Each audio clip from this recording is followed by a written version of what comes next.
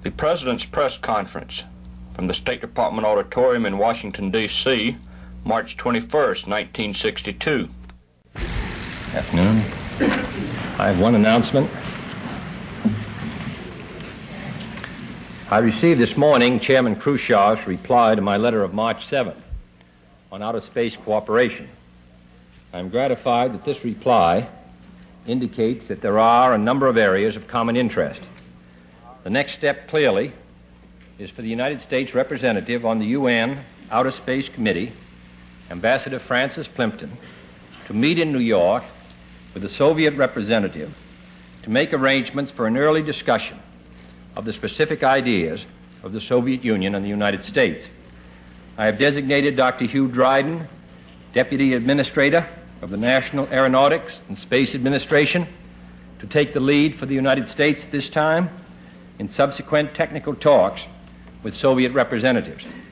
The United States is deeply committed to making all possible efforts to carry forward the exploration and use of space in a spirit of cooperation and for the benefit of all mankind. I am hopeful that there will be in this area prospects for practical cooperation. Mr. President, in Geneva, in the talks that are going on now, the Russians have expressed the feeling that any on-site inspection in connection with an atomic test ban treaty would be an invitation to espionage and even be insulting. The British, on the other hand, have spoken in the last 24 hours of settling for an absolute minimum of verification. I wonder what you consider an acceptable minimum of verification. In other words, would the United States accept any sort of inspection system that did not embrace the right of international inspection teams to be on Soviet soil as well as U.S. soil? Well, I think it's much better to permit the Secretary of State, Arthur Dean, Mr. Foster, who are carrying the lead for the United States, to conduct the negotiations. It's possible to pick up a number of disturbances from observation posts outside the Soviet Union, but of course the great difficulty is that you cannot distinguish by seismic means alone at this range between an earthquake and a possible nuclear explosion. And it is for that reason that we have felt that there must be on-site inspection and the ability to make that determination if a suspicious event should occur. There does seem to be a very basic difference between the Soviet Union and the United States, because they have suggested that they would not be prepared even if the devices were located off the territory of the Soviet Union. They would not be prepared to permit an inspection team to come on to make a precise determination as to the location and kind of disturbance which had taken place. So there is a disagreement between the Soviet Union and ourselves. I think that on the details of the discussion and the negotiations, we have sent very able men to represent us, and I think they will represent the interests of the United States in this matter. Mr. President? Yes.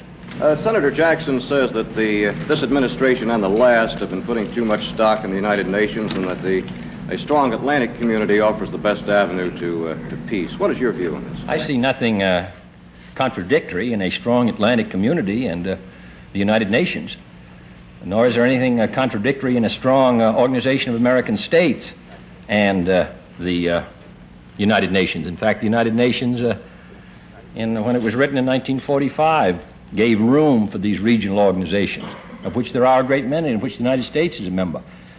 I support the United Nations very strongly, and I think the American people do. Not because its power is unlimited, and not because we commit our policy to the United Nations so much as because we believe that it serves the interests of the United States, and the interests of the United States are in an association of free people working together to maintain the peace. Now, I would be very unhappy if the United Nations were weakened or eliminated. You would have a great increase in the chances of a direct confrontation in some place like the Congo between the great powers. It might involve the United States directly and perhaps the Soviet Union on the other side. The United Nations serves as a means of channeling these matters on which we disagree, so basically in a peaceful way. But that doesn't suggest that we have to choose between the Atlantic community and the United Nations. We believe in the Atlantic community. We are committed to strengthening it. We are attempting, for example, in a number of ways. And in fact, our association is constantly growing more intimate. And we also support the United Nations. Senator Jackson is a very valuable senator who's done very effective work, and anything that he says deserves a good deal of attention. I do want to point out that on this matter, certainly, there's no disagreement between us. Mr. President. There have been reports from Geneva, sir, that for all practical purposes, the discussions there are deadlocked, not only in the field of disarmament, but on such other topics as discussions with the Soviets concerning Berlin. Do you subscribe to that, sir, or do you think there is additional hope for further talks? Oh, I think the talk should go on. The conference has only been in session for... I'm not prepared to abandon it in any degree. I think it would be a mistake for us to feel that its prospects are finished. Excuse me, Mr. Kennedy. Mr. President, in connection with your remarks about the United Nations, we've recently read criticism of the UN bond issue proposal and about the bill that has come out of the Senate Foreign Relations Committee. Would you comment on these matters, too, please? Well, there has been an alternate suggestion put forward for meeting the financial crisis of the United Nations. I think most people are aware that the United Nations faces a very serious financial crisis, and unless it receives assistance by one means or another, that the operation in the Congo, upon which so much depends, will end. And we will have a very difficult and perhaps chaotic situation, which will, I think, be far more costly to us in the long run and far more hazardous. So we have to come to the assistance. The second problem, of course, is that we have been meeting our assessments, and we've been paying over 50% of the special assessments which were developed as a result of the Congo operation and as a result of the operation in the Middle East to keep the peace. Now, it seemed to us that the General Assembly, and I think this is an important point, it may be possible to suggest other plans, but this is the one that the General Assembly has adopted. The General Assembly puts forward this proposal, which will make it compulsory in the future. And this will be particularly true when the World Court renders its opinion, and our judgment is they will render an opinion that these special operations must be paid as regular assessments. Otherwise, the country involved will lose its voting power. Now, this is the plan the United Nations has adopted, and we have committed ourselves, and we hope the Congress will support this effort. We said we would buy $100 million worth of bonds. The Foreign Relations Committee stated we would buy $25 million worth of bonds and up to $100 million if the other countries met their quota. Now, so far, over $50 million has been pledged by other countries. Senator Aiken and Senator Hickenlooper, Senator Hickenlooper was a member, I think, of a delegation to the UN. Senator Aiken's been a long-time supporter. This is not a hostility to the UN on their part. They feel this plan is preferable. But in my judgment, it would mean that the United Nations would be faced with attempting to pay back $100 million in 3 years. I don't think that there's any evidence that they can do it. It would have to be submitted to the General Assembly to be voted upon after they voted upon a different plan. The smaller nations definitely could not contribute to it, and in my judgment, it would be back in our lap at the end of 3 years. Now, the General Assembly's moved. We are moving on a plan which I think offers a hope of success. As I say, already a number of countries have met their responsibility. We hope they'll go higher to the $100 million. I think we ought to go ahead, and I'm hopeful the Senate and the House will, because in my judgment, failure to go ahead in this ground is going to mean a collapse of this special effort. And then what's going to happen in the Congo and the Middle East? I think it would be a great mistake, and I'm hopeful that the Senate will consider it very carefully. In my judgment, every survey shows that 85% of the American people realize the importance of the United Nations. And this is vital to the life of the United Nations, this issue. Excuse me. President. Yes. On the bond issue again, when you sent your message up to Congress, you said that the proceeds of the bond issue would be used to liquidate the debts of the United Nations for the Congo and Middle East operations. And a few days later, when Mr. Rusk went up, he said that the proceeds would be used to pay for these two operations for 18 months beginning next July 1st. The Senate Foreign Relations Committee was not able to get this straightened out in testimony. I wonder if you could state what... Well, I think I'm not familiar with I'm not aware that there's a disagreement between the statement that I made and Mr. Rusk made. I would have to check his testimony and my statement to see if there was a disagreement. But there is a debt, and there will be need for funds. And therefore, it seems to me that, in a sense, both positions are in accordance with both Mr. Rusk's statement and my statement are not exclusive. This goes to meet the debts and to maintain these special operations for the next 18 months. There seems to be some continuing difference of opinion between yourself and Mr. Nixon. And I wondered if, in view of yesterday's statement, you feel that the CIA should have briefed you about the Cuban operation during the 1960 campaign. I thought that yesterday's statements by the White House and by Mr. Dulles were very clear, and I think that closes the matter as far as I'm concerned. Yes, Mr. Sir, about this agreement that the UN committee is now working on to get peaceful uses for outer space for the United States and other nations, it has been mentioned several times that this agreement would be patterned after the Antarctic Agreement.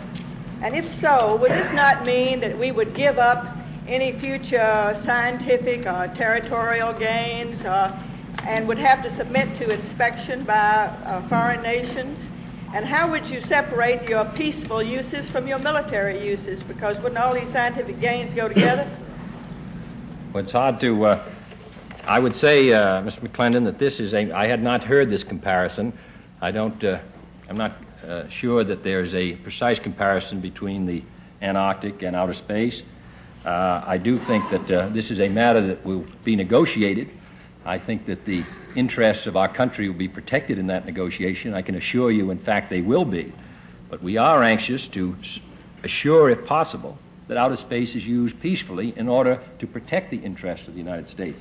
So I think we should go into the negotiations and see if it's possible for us to cooperate, because there's not much security as space continues to be more and more under the hazard of being used for military purposes. Mr. President, the critics of your medical care plan have charged that this will be the opening wedge for socialized medicine in this country. Would you care to comment on that, sir? Well, it's an old argument when a case is lost to argue that it's all right here, but what's it going to mean for the future?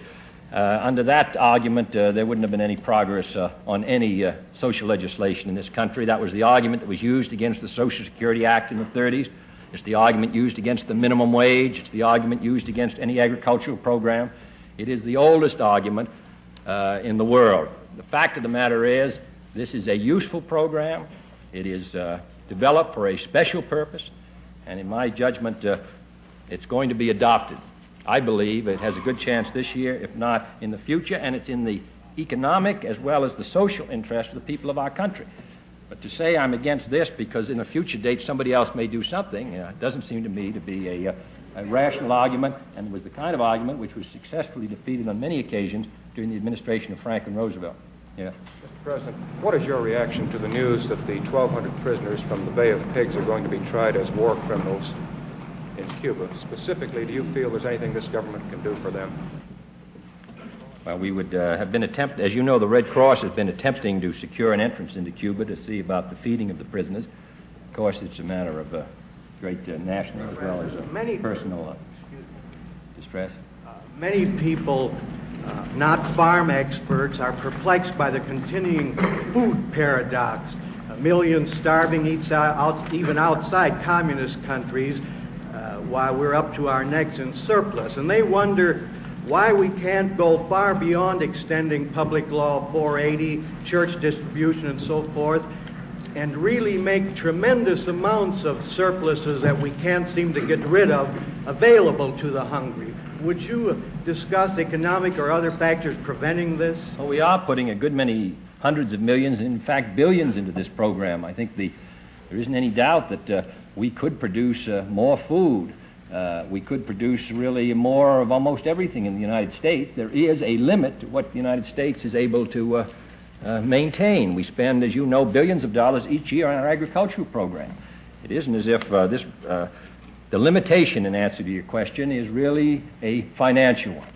How much can the United States afford to put into its agricultural program. We're putting in $6 billion. We're giving away, as I say, hundreds of millions, indeed some billions of dollars worth of food in an unprecedented effort.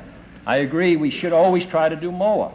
And, but in answer to your question, the reason is only the limitation of available funds. This food has to be bought, and it has to be appropriated for, and it has to come out of the taxpayers of the United States. And we do an awful lot, not only on this program of food, but also in foreign aid. In fact, and have done it for a great many years. And I think we should.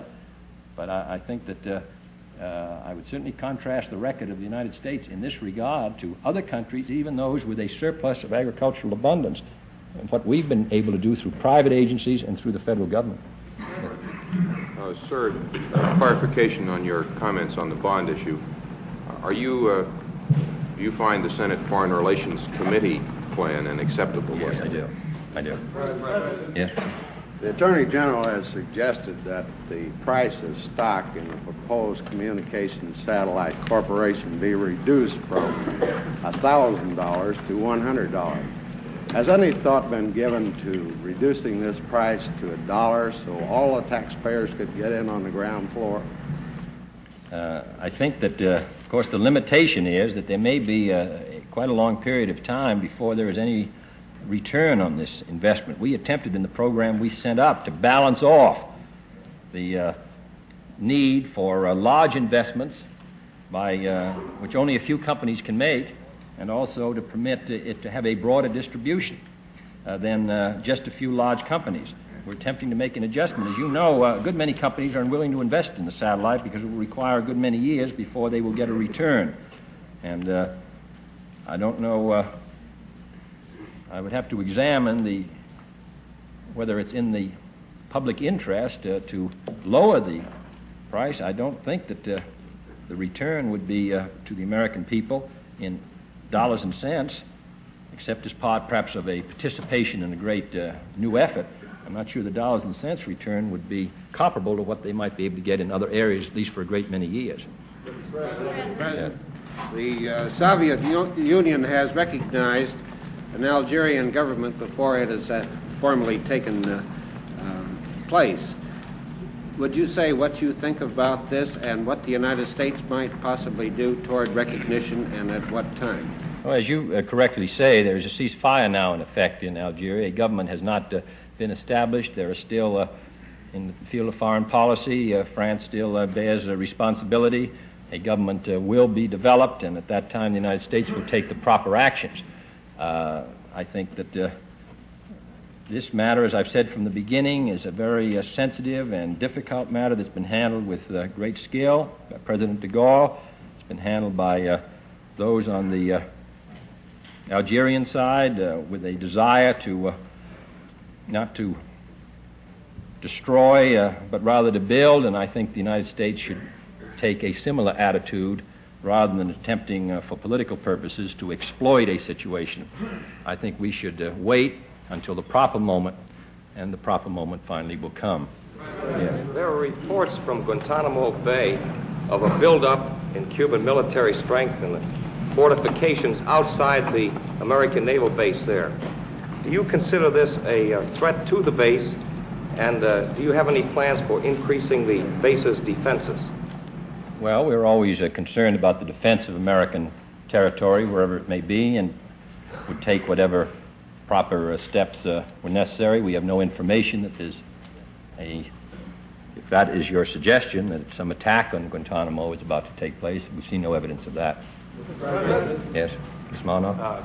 Congressman Porter Hardy's subcommittee has been having some troubles getting a hold of some records from the State Department, and they have contended that lawyers at the State Department are borrowing them from these records, which deal with the foreign aid in Cambodia, which was used in a Russian-sponsored hospital.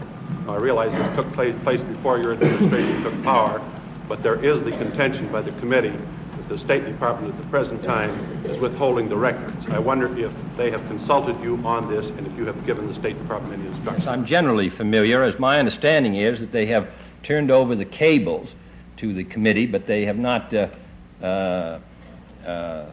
They have agreed, I think, and this may be subject to change afterwards, my understanding is that they have agreed to turn over the names that might be involved in an executive session. But we cannot run the executive branch of the government if every Foreign Service officer or everyone else who is acting in good faith, and if there's evidence that he's not in good faith, then we ought to bring that right out, and he ought to have some action taken. But if he's acting in good faith, then how can we expect honest reporting from them? Or how can we expect that they're going to, if they feel that this might be 6 months or a year from now, be used against them at some hearing about which they can only presume? The responsibility is on us to carry out the foreign policy of the United States with the cooperation of the Congress. And we don't, I'm sure, and the Congress would not want us to be inhibited in getting our information upon which our judgments must be reached. We desire to cooperate with Congressman Hardy. I believe he said he was going to, he's seen me on one occasion about another matter last year. I think I saw somewhere or heard someplace that he was planning to discuss this directly with me, and I'll discuss it, and I'm hopeful that we can work this out as other matters have been worked out in a spirit of comedy. And, but I do think there's important issues at stake. Yes. Mr. President, Dr. Hans Bethe has commented favorably on a zonal disarmament inspection plan that has been put forward by Professor Louis Sohn of Harvard University. The plan would operate on a random sampling basis and would supposedly satisfy the United States' desires by opening up territory to verification on a sampling basis, while at the same time pleasing the Russians by not opening up their entire territory to what they say they fear would be espionage. I wonder if you would comment on whether this proposal offers constructive possibilities. Well, I think one of the suggestions in the matter of preparations which have been discussed, which we all recognize rather difficult matter of determining if preparations are being made for testing, was this. I'm not sure that the genesis was the same as the one you've suggested, but had been suggested that a sampling system might be used. But I think, once again, this is a matter which I think should come forward in the proper way at Geneva, but I am familiar with a proposal which is either the same or similar. Yes, Mr. Raymond? Mr. President, would you at some of our military camps, there have been demonstrations by mobilized reservists, including in one case an attempted hunger strike. I wonder if you couldn't comment on these demonstrations, and couldn't you give the reservists some notion of when they might be released? Well, I understand the feeling of any reservist who's taken, particularly those who may have fulfilled their duty and then they're called back. And they see others going along their normal life, and therefore they feel how long are we going to be kept? We have stated that we are, as you know, building 2 new divisions which will replace these reservists and which will come into effect, I think the dates are August and September. Now, on the question of releasing the reservists, we will release them on the first possible date consistent with our national security. They were called up because of the crisis in Berlin and because of the threats in Southeast Asia.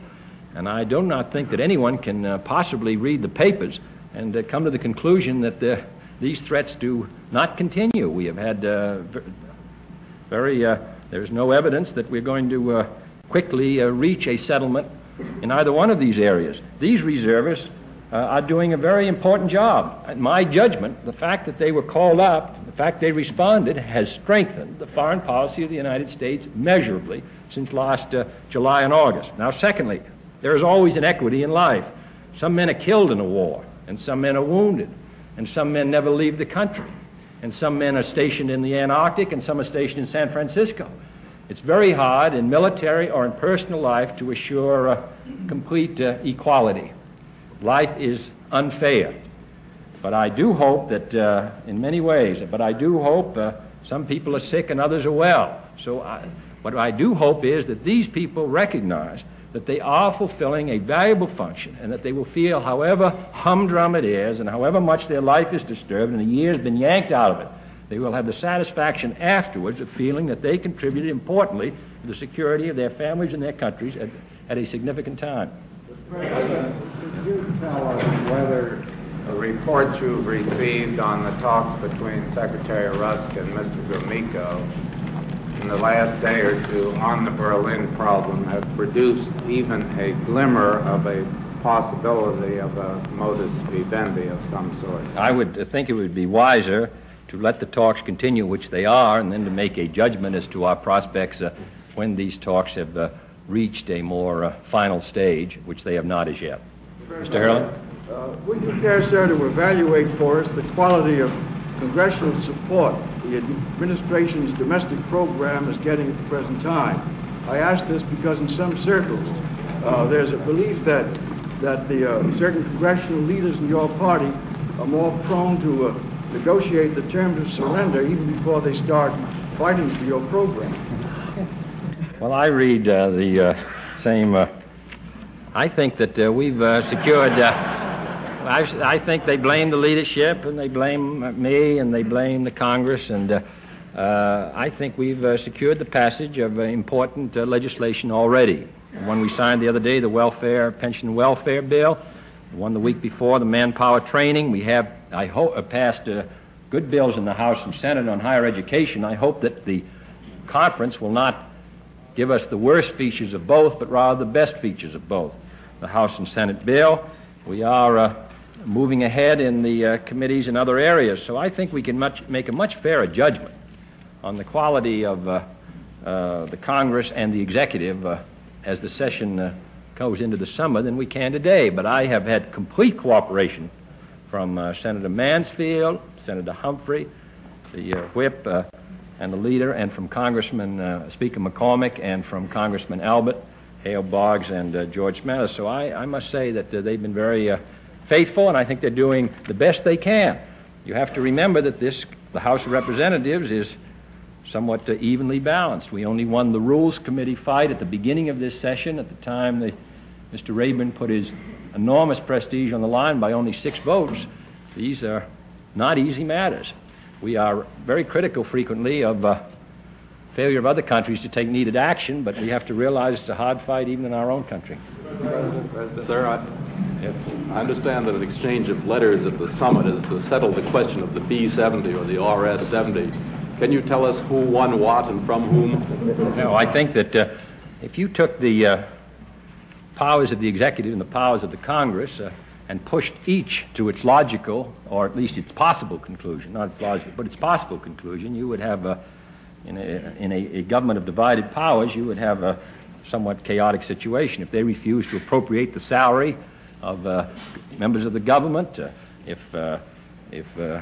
we took actions which failed to consider the responsibilities of the Congress, in a country of where the Constitution gives divided responsibilities, we have to attempt to adjust the strong feelings on both sides. In my opinion, there was no winner and no loser, except, I think, the relations between the Congress and, I think, the public interest. Yes, Mr. Weston? Mr. President, you used the words American territory in relation to Guantanamo Bay. Is that not subject to an incorrect inference of the true position of that bay? My answer was an attempt to not particularly select one area or another. It's the legal definition of Guantanamo may be not precisely, though I would have to look that up. I would say it's an area which the United States, under a treaty with Spain, at the turn of the century, was given rights to maintain and to hold, and whether it may be, as I say, incorrect legally to call it a territory, and I would not want to launch a new description of Guantanamo, and I may very well be subject to correction, only that it's an area which is under the responsibility now of the United States. That may be a more precise term.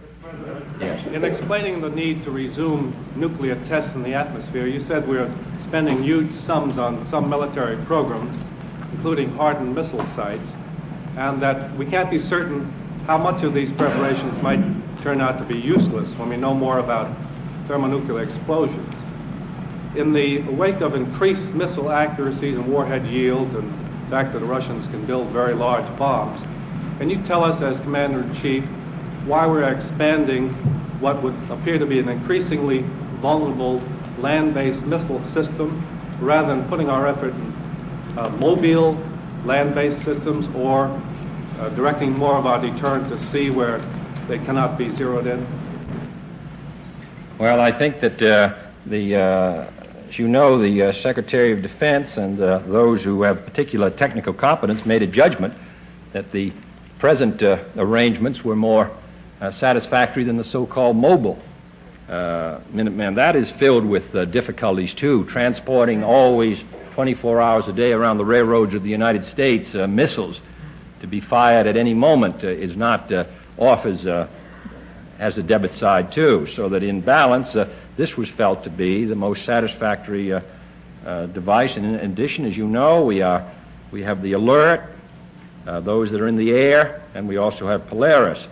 So that I think the reason is a desire not to commit all of our resources to any one particular weapon system. But I do think a judgment was made that the efficiency of the mobile at the present time was not sufficiently demonstrated over the hardened site to warrant a program in that regard, particularly as we develop more successfully devices for interpreting a possible missile attack, so that we have a warning system which will be sufficient to get our Minutemen off the hardened base. But I think the more they looked at the trains going through America, the less desirable it seemed.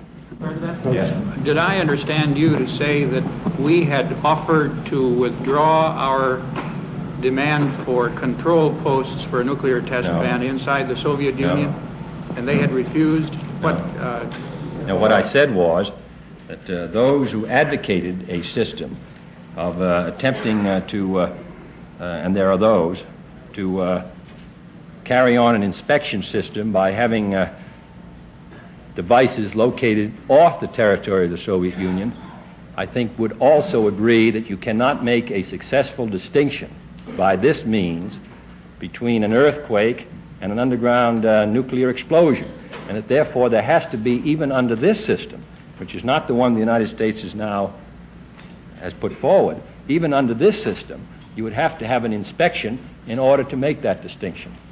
So that, and the Soviet Union has rejected that kind of inspection.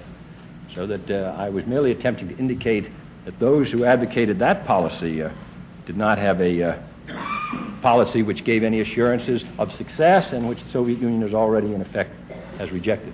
Thank you, Mr. President. Oh, thank you.